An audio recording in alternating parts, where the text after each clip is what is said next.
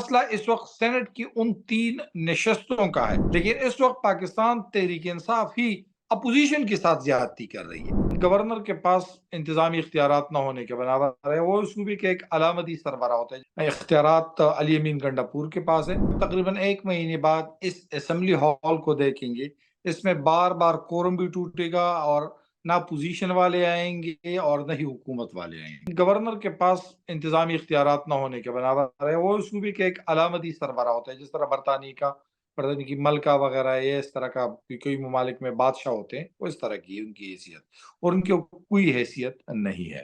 اختیارات علی امین گنڈاپور کے پاس ہے۔ ٹکراؤ سے آپ کو پتہ ہے بیسیکلی گورنر وفاق کا ایک قسم سے صوبے کا نمائندہ تو ہوتا ہے، وفاق کا نمائندہ ہوتا ہے، لیکن بیسیکلی وفاق ان کو اپنے طریقے سے چلواتا ہے، اور یہی وجہ ہے کہ انتظامی مسائل تو پیدا نہیں ہوں گے، نہیں کوئی اس طرح کا دوسرا مسئلہ پیدا ہوگا، لیکن کوئی اچھی بات نہیں ہے کہ گورنر ہاؤس اور وزیر اعلیٰ جو بالکل ایک دوسرے کے سامنے واقع ہے، ان کے مابین ٹکراؤ، اس سے نقصان صوبے کا ہی ہوگا۔ مسئلہ اس وقت اسمبلی کے اجلاس بلانے یا اجلاس نہ بلانے کا نہیں ہے، مسئلہ اس وقت سینٹ کا ہے، اور میرے خیال میں اب تقریباً 1 مہینے بعد اس اسمبلی ہال کو دیکھیں گے، اس میں بار بار کورم بھی ٹوٹے گا، اور نہ پوزیشن والے آئیں گے اور نہ ہی حکومت والے آئیں گے۔ مسئلہ اس وقت 2 اپریل کو ہونے والے سینٹ کے انتخابات کا ہے۔ وہ یہ ہے کہ پاکستان تحریک انصاف نے سنی اتحاد جو آزاد اراکین تھے، ان کو بلے کا نشان نہیں ملا، تو انہوں نے سنی اتحاد کونسل میں شمولیت اختیار کی۔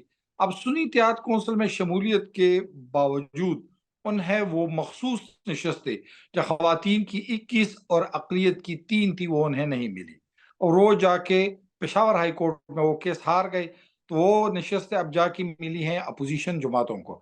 اس وقت خیبر پختونخوا میں اپوزیشن جو منتخب اپوزیشن ہے، ان کی تعداد انتہائی کم ہے۔ اب اگر یہ 24-25 نشستیں براہ راست اپوزیشن کو مل جاتی ہے، تو ان کی تعداد 50 سے 52 تک پہنچ جاتی ہے۔ اب خیبر پختونخوا میں 2 اپریل کو سینٹ کے انتخابات ہونے جا رہے ہیں، اور 2 اپریل میں اگر یہ 2 اپریل سے قبل اگر یہ اراکین اسمبلی حلف اٹھائیں گے، تو یہ سینٹ انتخابات میں ووٹ دینے کے اہل ہو جائیں گے، جس کی وجہ سے اپوزیشن کی تعداد، اس کی سٹرینتھ کافی بڑھ سکتی ہے۔ اس وقت خیبر پختونخوا سے 11 سینٹ کی نشستوں پر 2 اپریل کو انتخابات ہونے والے ہیں، جن میں سے 7 جنرل، 2 خواتین اور 2 ٹیکنوکریٹ کی ہیں۔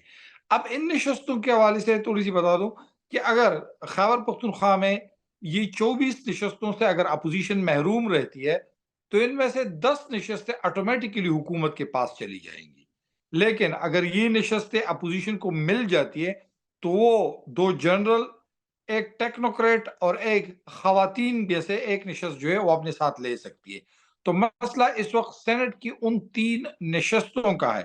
اپوزیشن کا جو لہجہ ہے ان 3 نشستوں کے لیے، جبکہ دوسری سائڈ پر حکومت اپوزیشن کو ان 3 نشستوں سے محروم کرنا چاہتی ہے۔ بنیادی طور پر دونوں اطراف جو ہے وہ غلطی پر ہیں۔ میں اس لیے کہہ رہا ہوں، گورنر کے پاس اختیار نہیں ہے کہ وہ خیبر پختونخوا اسمبلی کا اجلاس بلائے، اگرچہ آرٹیکل 109 میں وضاحت کی گئی ہے کہ گورنر اسمبلی کا اجلاس طلب کر سکتے ہیں، لیکن وہ کسی اہم موقع کے لیے۔ لیکن دوسری جانب صوبائی اسمبلی میں اس وقت پاکستان تحریک انصاف پورے ملک میں مظلومیت کا ڈنڈورا پیٹ رہی ہے کہ ہمارے ساتھ زیادتی ہو رہی ہے، لیکن اس وقت پاکستان تحریک انصاف ہی اپوزیشن کے ساتھ زیادتی کر رہی ہے۔